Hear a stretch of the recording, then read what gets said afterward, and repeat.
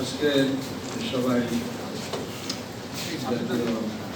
সেমিনারে উপস্থিত উপস্থিতি সবাই তো সিনাই মাতৃদের সময় হয়ে গেছে।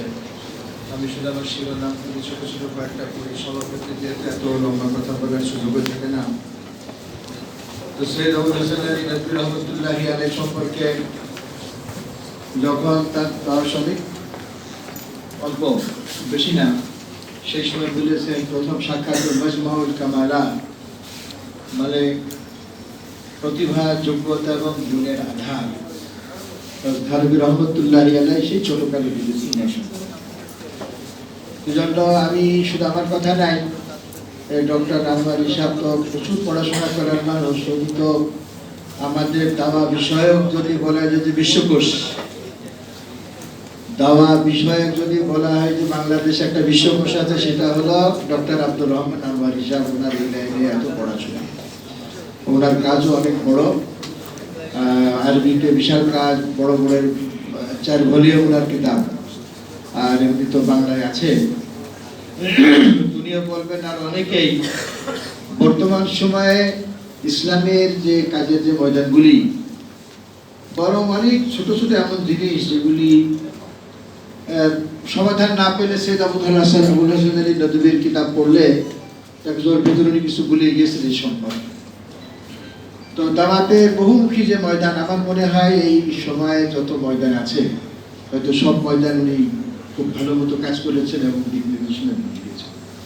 তার ভিতরে একটা ময়দান পায়ামে ইনসানিয়াত, এর উপরে মৌলানা কাজ করেছেন। আমি এর একটা ঘটনা বলি, সে হযরতের এশার পরে যে মজলিস হতো সেই মজলিসেই শুনেছি হযরতের নিজের মুখে। বোম্বের সম্ভবত পোনা অথবা কোন এলাকায় এই পায়ামে ইনসানিয়াতের উপরে আলোচনা হচ্ছিল, তার ভিতরে হিন্দুস্তানের বিষয় একটু লম্বা। তো যারা ইসলাম বিদ্বেষী RSS সহ হিন্দু সংঘ, তো এরাও এখানে ছিল বক্তৃতা শোনার জন্য। এরা বারবার হযরতের সাথে দেখা করতে চাচ্ছিল, তো হযরত সময় দিচ্ছিলেন না যে কোনো প্রশ্ন করবে, কোন ঝামেলা করে। যখন বারবার পিড়াপিড়ি করছিল, হযরত বল ঠিক আছে বুলাইয়ে। তো আসার পরে বলে মৌলানা শুধু একটা কথা বলার জন্য আপনার কাছে এসেছি আমরা, যে আপনার দীর্ঘ বক্তৃতায় আমরা যেটা বুঝতে পারলাম, আপনি আমাদের যে অনেক বেশি হিন্দুস্তানকে ভালোবাসেন। মানে আপনার এই দীর্ঘ আলোচনায় আমরা বুঝতে পারলাম, আমরা যারা হিন্দুস্তানের ভালোবাসার দাবি করি, আপনি হিন্দুস্তানকে আমাদের চেয়ে অনেক বেশি ভালোবাসেন।